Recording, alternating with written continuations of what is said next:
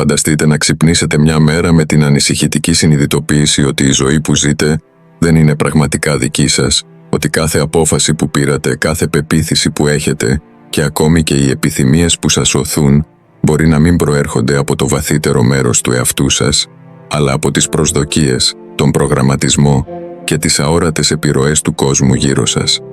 Σκεφτείτε το, πόσο από την ταυτότητά σας αντανακλά τον αυθεντικό σας εαυτό και πόσο είναι μια προσεκτικά κατασκευασμένη μάσκα, διαμορφωμένη από εξωτερικές πιέσεις. Πόσο συχνά νιώθετε ότι απλώς παίζετε έναν ρόλο, ζώντας σύμφωνα με ένα σενάριο γραμμένο από την κοινωνία, την ανατροφή σας ή τους φόβους που ψιθυρίζουν στο βάθος του μυαλού σας. Σήμερα ξεκινάμε μια εξερεύνηση μιας από τις πιο βαθιές ιδέες του Καρλ Ιούγκ, ότι η ζωή δεν ξεκινά πραγματικά μέχρι να βρείτε τον εαυτό σας. Αλλά τι σημαίνει να βρείτε τον εαυτό σας? Είναι απλώς θέμα απόκτησης αυτογνωσίας ή υπάρχει μια βαθύτερη και πιο μεταμορφωτική διαδικασία σε εξέλιξη? Μείνετε μαζί μου, γιατί καθώς ξετυλίγουμε τις κρυφές δυνάμεις που διαμορφώνουν την ταυτότητά σας, θα δείτε γιατί οι περισσότεροι άνθρωποι δεν βρίσκουν ποτέ πραγματικά τον εαυτό τους και πώς μπορείτε να απελευθερωθείτε. Η τελική συνειδητοποίηση που θα συζητήσουμε είναι η πιο ισχυρή από όλες. Έχει τη δυνατότητα να αλλάξει όχι μόνο τον τρόπο που βλέπετε τον εαυτό σας, αλλά και τον τρόπο που αλληλεπιδράτε με τον κόσμο. Ο Καρλ Γκούσταβ Ιούγκ ήταν πρωτοπόρος της βαθιάς ψυχολογίας, ένας στοχαστής που πήγε πέρα από τις παραδοσιακές θεωρίες του νου για να εξερευνήσει τα απέραντα κρυμμένα βασίλεια του ασυνείδητου. Σε αντίθεση με πολλούς ψυχολόγους της εποχής του, ο Ιούγκ δεν πίστευε ότι η ψυχική ευεξία περιοριζόταν στην προσαρμογή στις κοινωνικές νόρμες. Αντίθετα, έβλεπε την ψυχολογική ανάπτυξη ως ένα ταξίδι προς την εξατομίκευση, τη διαδικασία του να γίνεις ο πιο αυθεντικός εαυτός σου. Αλλά να η πραγματικότητα. Οι περισσότεροι άνθρωποι δεν ξεκινούν ποτέ αυτό το ταξίδι. Παραμένουν παγιδευμένοι σε μια εκδοχή του εαυτού τους, διαμορφωμένη από εξωτερικές επιρροές, ζώντας σύμφωνα με προσδοκίες, χωρίς ποτέ να αμφισβητούν αν η ζωή που ζουν είναι πραγματικά ευθυγραμμισμένη με το ποιοι είναι. Αναζητούν επικύρωση στον εξωτερικό κόσμο, πιστεύοντας ότι η ευτυχία προέρχεται από την έγκριση, την επιτυχία ή την κοινωνική ένταξη. Ωστόσο, στο βάθος υπάρχει μια σιωπηλή ανησυχία, μια ακλόνητη αίσθηση ότι κάτι λείπει. Ο Ιούγκ πίστευε ότι η αληθινή ζωή ξεκινά όταν σταματάμε να ξεφεύγουμε από τον εαυτό μας. Αλλά πριν μιλήσουμε για το τι σημαίνει πραγματικά να βρεις τον εαυτό σου, πρέπει να καταλάβουμε τι εμποδίζει τους περισσότερους ανθρώπους να προσπαθήσουν καν. Από τη στιγμή που ερχόμαστε στον κόσμο, προγραμματιζόμαστε. Μας δίνονται ονόματα, ταυτότητες και προκαθορισμένοι ρόλοι. Μας διδάσκουν τι είναι αποδεκτό και τι όχι, τι ανταμείβεται και τι τιμωρείται. Αυτή η διαδικασία είναι τόσο λεπτή και σταδιακή που σπάνια την αμφισβητούμε. Προσαρμοζόμαστε, συμμορφωνόμαστε και με την πάροδο του χρόνου μαθαίνουμε να καταπιέζουμε μέρη του εαυτού μας που δεν ευθυγραμμίζονται με τις επιβεβλημένες προσδοκίες. Σκεφτείτε την παιδική σας ηλικία. Υπήρξαν στιγμές που εκφραστήκατε ελεύθερα μόνο για να συναντήσετε αποδοκιμασία. Ίσως σας είπαν να είστε ρεαλιστές, να σταματήσετε να είστε υπερβολικά ευαίσθητοι ή ότι ορισμένα συναισθήματα και επιθυμίες ήταν ακατάλληλα. Σιγά σιγά, μάθατε να κρύβετε αυτά τα μέρη του εαυτού σας, να τα φυλάτε εκεί που κανείς δεν μπορούσε να τα δει. Κάνοντας το αυτό, αρχίσατε να χτίζετε μια μάσκα, αυτό που ο Ιούγκ ονόμασε περσόνα. Η περσόνα είναι το πρόσωπο που παρουσιάζουμε στον κόσμο. Μας επιτρέπει να λειτουργούμε στην κοινωνία, να πλοηγούμαστε στις σχέσεις και να κερδίζουμε αποδοχή. Αλλά εδώ είναι το πρόβλημα. Όσο περισσότερο ταυτιζόμαστε με αυτή τη μάσκα, τόσο περισσότερο χάνουμε την επαφή με τον πραγματικό μας εαυτό.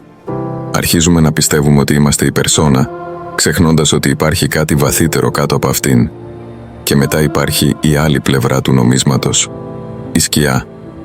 Εάν η περσόνα είναι αυτό που δείχνουμε στον κόσμο, η σκιά είναι αυτό που κρύβουμε από αυτόν. Αποτελείται από όλα όσα απορρίπτουμε ή καταπιέζουμε μέσα μας. Τους φόβους μας, τις ανίποτες επιθυμίες μας, τις ευαισθησίες μας και ακόμη και τις κρυμμένες δυνάμεις μας. Και εδώ γίνεται ακόμα πιο βαθύ. Η σκιά δεν εξαφανίζεται απλώς επειδή αρνούμαστε να την κοιτάξουμε. Αντίθετα, λειτουργεί κάτω από την επιφάνεια, επηρεάζοντας τις σκέψεις, τις συμπεριφορές και ακόμη και τις συναισθηματικές μας αντιδράσεις. Τα μέρη του εαυτού μας που απορρίπτουμε δεν φεύγουνε. Εκδηλώνονται με ασυνείδητους τρόπους, συχνά με τη μορφή προβολής. Έχετε νιώσει ποτέ έντονη αντιπάθεια για κάποιον χωρίς να καταλαβαίνετε πλήρως το γιατί? Έχετε νιώσει να προκαλείστε από συγκεκριμένες συμπεριφορές σε άλλους ανθρώπους που φαίνεται να προκαλούν μια έντονη συναισθηματική αντίδραση? Ο Γιούγκ πίστευε ότι, όταν ενοχλούμαστε από τα χαρακτηριστικά των άλλων, συχνά είναι επειδή αυτά τα ίδια χαρακτηριστικά υπάρχουν μέσα μας, κρυμμένα στη δική μας σκιά. Αλλά τι θα γινόταν αν σας έλεγα ότι μέσα σε αυτή τη σκιά βρίσκεται το κλειδί για την πραγματική αυτοανακάλυψη? Ότι τα μέρη του εαυτού σας που καταπιέσατε και αγνοήσατε δεν είναι οι εχθροί σας, αλλά τα κομμάτια που λείπουν για την ολότητά σας. Η μεγάλη διορατικότητα του Γιούγκ ήταν αυτή.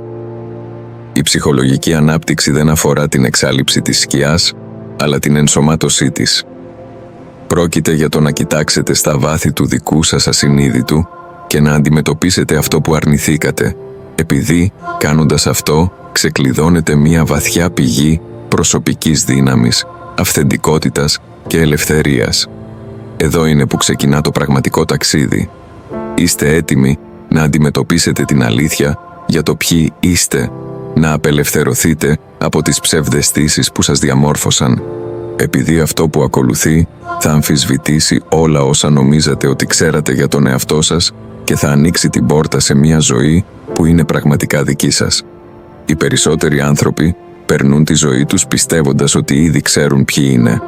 Ορίζουν τον εαυτό τους με το όνομα, τη δουλειά, την κουλτούρα, τις προηγούμενες εμπειρίες. Αλλά τι θα συνέβαινε αν σας έλεγα ότι η ταυτότητά σας είναι πολύ πιο περίπλοκη από ό,τι φαντάζεστε? Ότι ο εαυτός που πιστεύετε ότι είστε είναι μόνο μια επιφανειακή κατασκευή, ένα κλάσμα μιας πολύ βαθύτερης και πιο βαθιάς πραγματικότητας.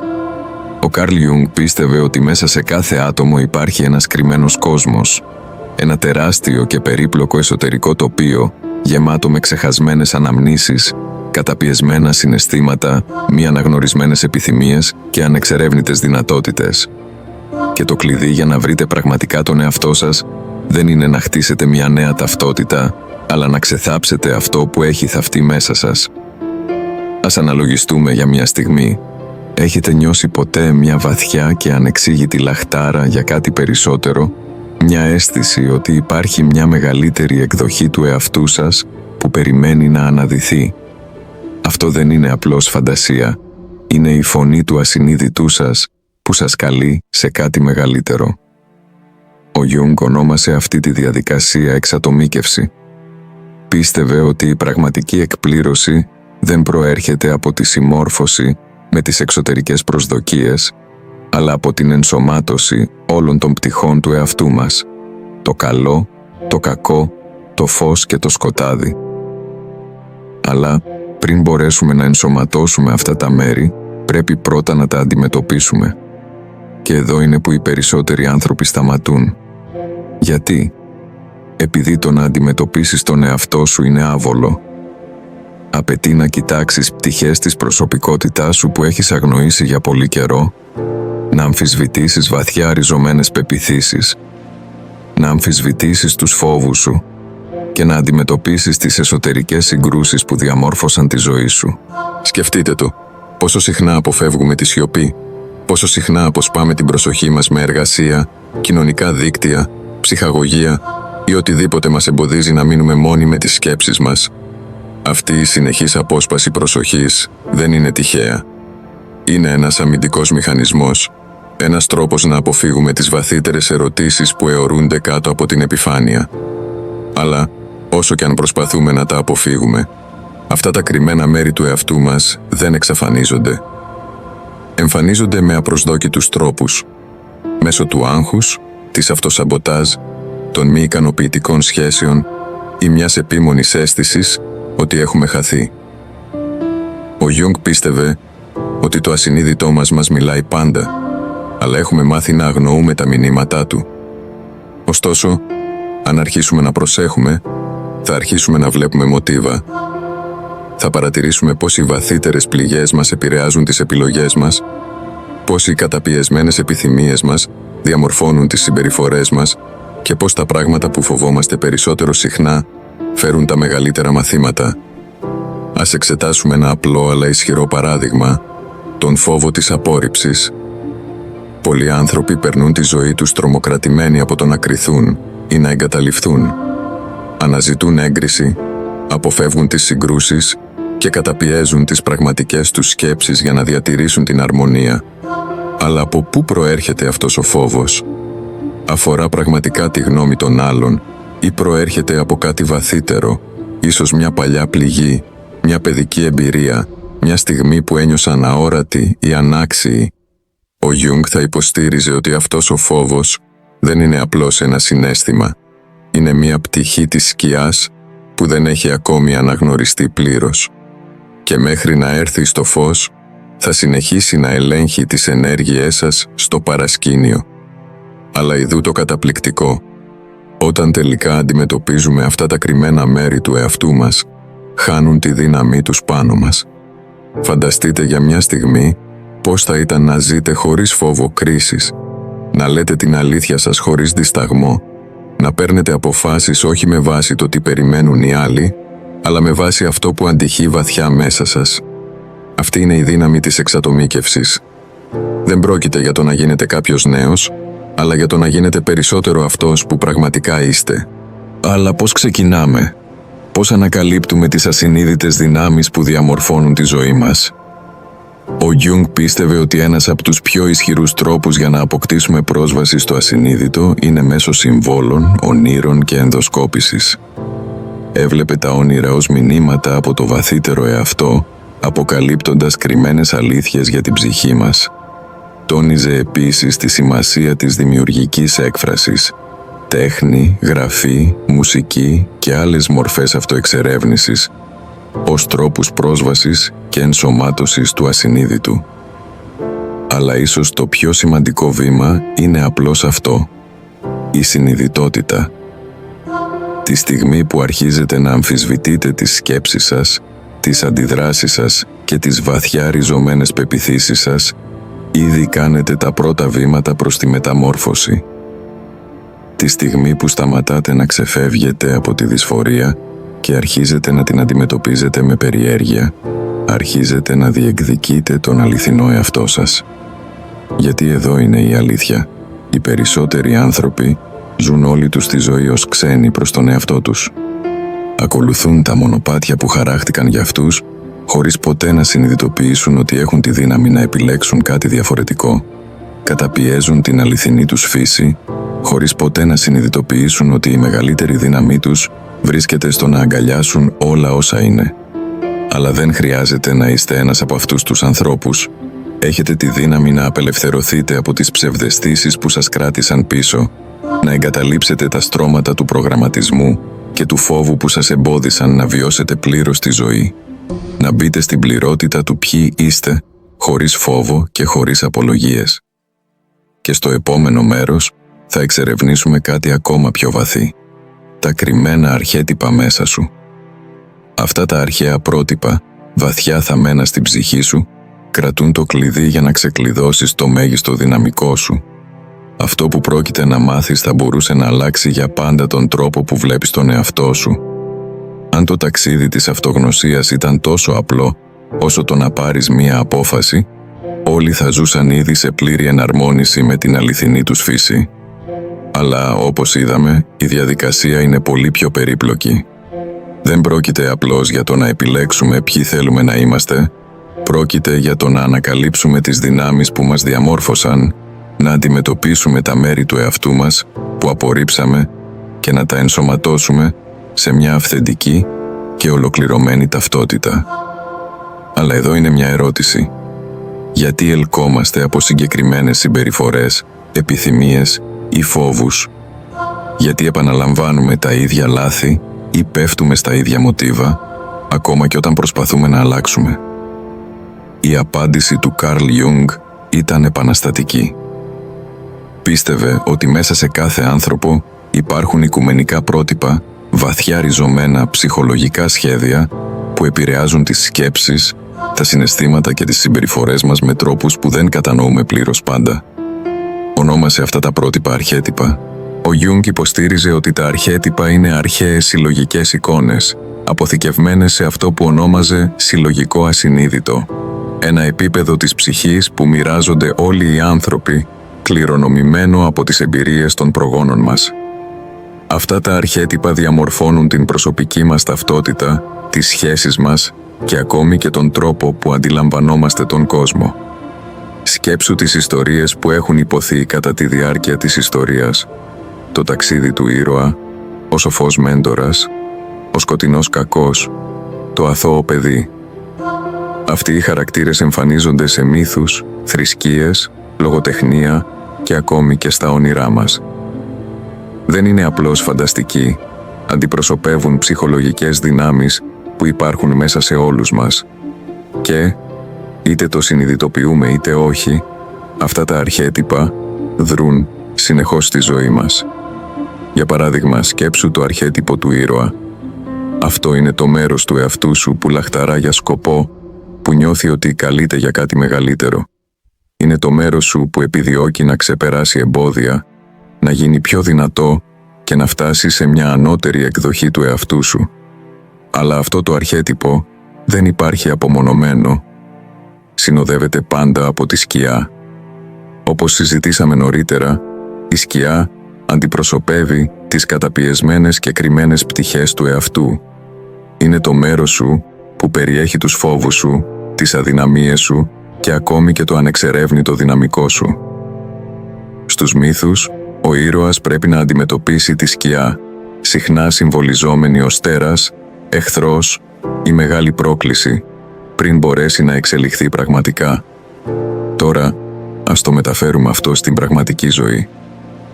Είχες ποτέ μια στιγμή που ήξερες ότι έπρεπε να αλλάξεις, αλλά κάτι μέσα σου αντιστάθηκε?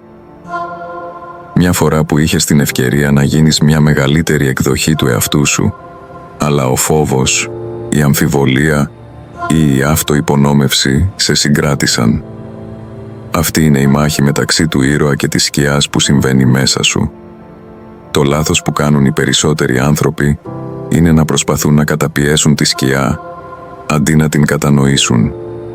Αλλά ο Γιούγκ πίστευε ότι η αληθινή μεταμόρφωση συμβαίνει όταν ενσωματώνουμε τη σκιά, όχι απορρίπτοντάς την, αλλά μαθαίνοντας από αυτήν. Ας πούμε ότι παλεύεις με την αυτοπεποίθηση. Αντί να την αγνοείς ή να προσποιήσει ότι δεν υπάρχει, ο Γιούγκ θα σε ενθάρρυνε να ρωτήσεις από πού προέρχεται αυτή η αμφιβολία. Είναι πραγματικά δική σου ή φυτεύτηκε μέσα σου από παρελθοντικές εμπειρίες, κοινωνικές προσδοκίες ή τις φωνές των άλλων? Ποια μαθήματα φέρνει? Μήπως μέσα στην αμφιβολία σου υπάρχει, στην πραγματικότητα, μια κρυμμένη δύναμη, όπως η ταπεινοφροσύνη, η ενδοσκόπηση ή η ικανότητα να βλέπεις τα πράγματα από πολλαπλές οπτικές γωνίες? Όταν αρχίζουμε να βλέπουμε τους αγώνες μας όχι ως αδυναμίες, αλλά ως μηνύματα από το ασυνείδητο, όλα αλλάζουν. Αλλά τα αρχέτυπα πηγαίνουν πέρα από τον ήρωα και τη σκιά. Υπάρχουν πολλές άλλες δυνάμεις μέσα μας, κάθε μία με τον ρόλο της στη διαμόρφωση της ταυτότητάς μας. Ένα από τα πιο ισχυρά είναι το αρχέτυπο της άνιμα και του άνιμους. Ο Γιούγκ πίστευε ότι μέσα σε κάθε άνδρα υπάρχει μια κρυμμένη θηλυκή πλευρά, η άνιμα, και μέσα σε κάθε γυναίκα υπάρχει μια κρυμμένη αρσενική πλευρά, ο άνιμους.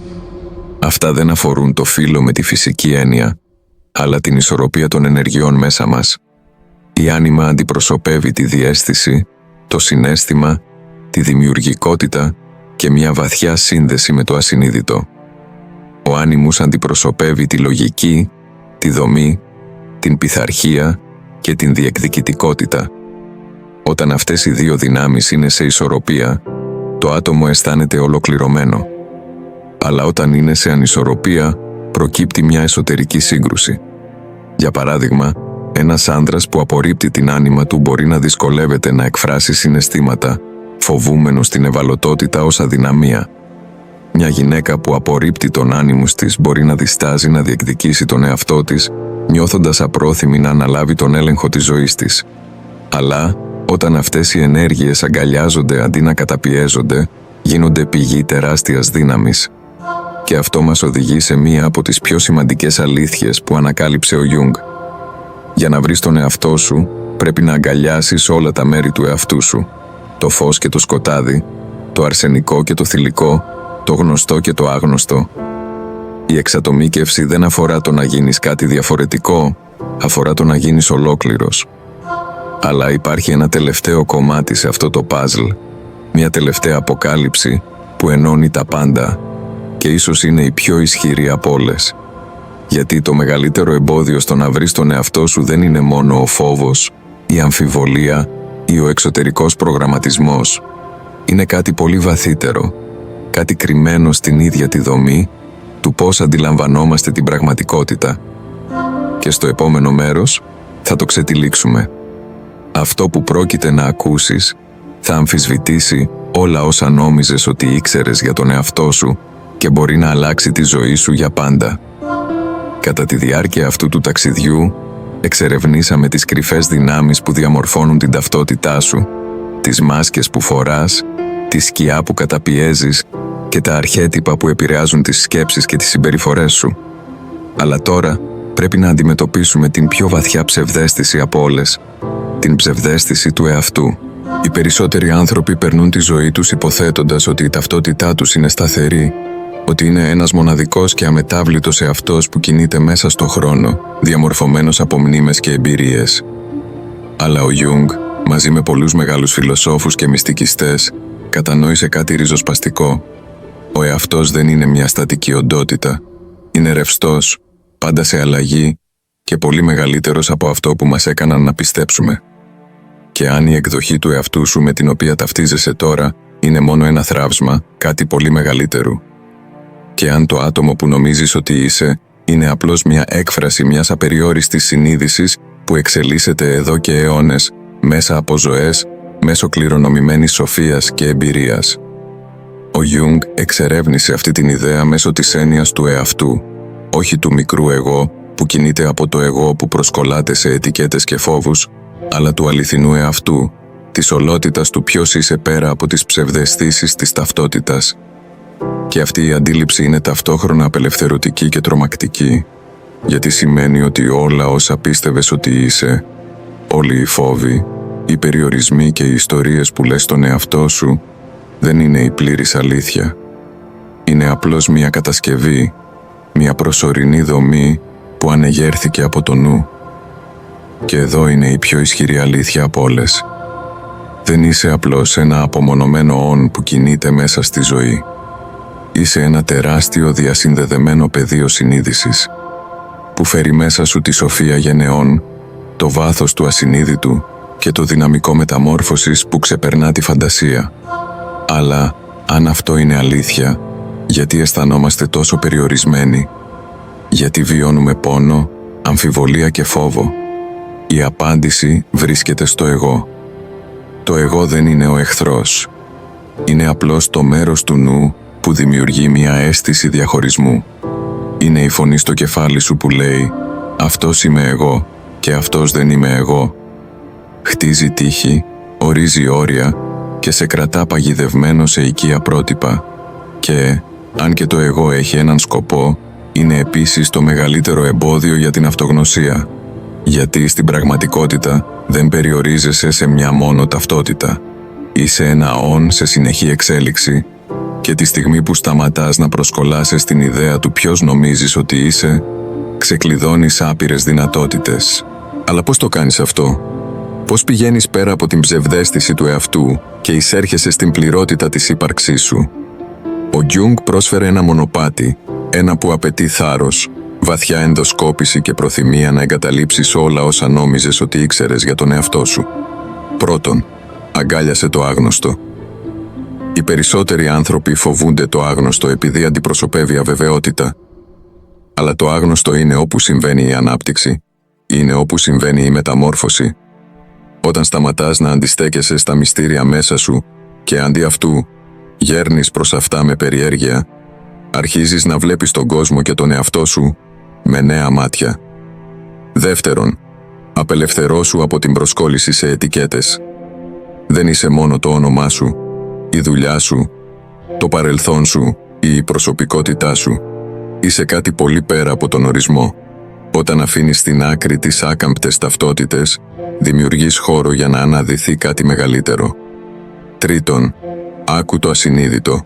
Τα όνειρά σου, τα ένστικτά σου, οι βαθιές σου διαισθήσεις δεν είναι τυχαία.